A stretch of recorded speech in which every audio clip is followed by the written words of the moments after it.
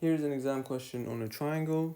We're asked to find one of the angles, angle ABC, which is located here. Let's label that theta. So whenever we get a triangle question, it's best to remember it. Remember which way we need to go using this flowchart. So if it's a right angle triangle, it's either going to be Pythagoras or SOHCAHTOA, right angle trigonometry. If it's a non-right angle triangle,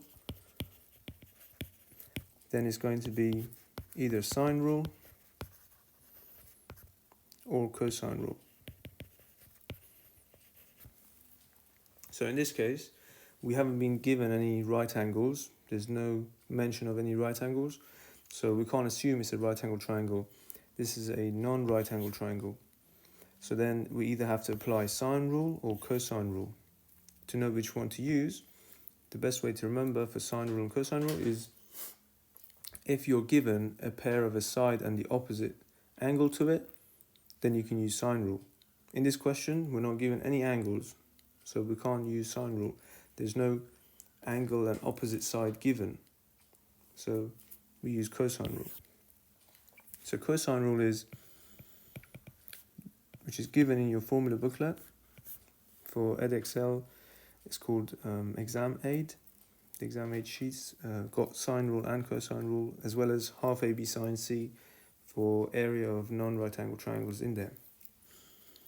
So the cosine rule is a squared plus b squared minus 2bc cos a. And in this case, our cos A is going to be, our angle A is actually this one, so you don't need to go by the labels of the triangle in the question. So that's, or you can rearrange this to be letter B and then this one to be little b, etc. So putting the numbers in, my little a is this one, B and C doesn't matter which way around.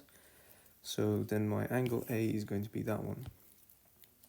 So that's 5 root 7 squared, 10 squared plus 5 squared minus 2 times 10 times 5 times cos theta. Now 5 root 7 squared is 5 times 5, and then root 7 times root 7, which is 7. So it's 25 times 7, which is 175. 10 squared plus 5 squared is 100 plus 25 minus 20 times 5 is 100 cos theta. Now, putting cos theta as a subject, so let's go ahead and first take away 125, so 50 equals negative 100 cos theta. Now cos theta equals negative a half. That's 50 divided by negative 100, which is negative a half. This is a non-calculated question, so we're going to have to remember our exact trig values. However, this is the trick I was talking about, so I'm not sure if I mentioned that at the start of the video, but this is a tricky question, and we don't know our exact trig values for negative results. Sort of, we have to go by the graph of the cos function. So if that's my cos x, this is x, this is 180, 90, 360. Now it goes from 1 to negative 1, so that value is negative 1 there. So negative a half is somewhere here.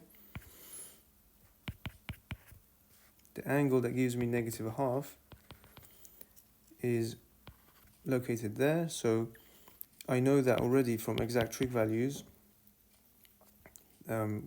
Cos x equal to a half, so x has to be 60. So this angle here is 60.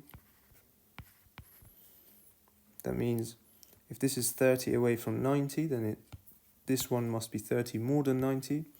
or we can take away 60 from 180 to get this angle. So that's going to be 180 minus 60, which is 120 degrees.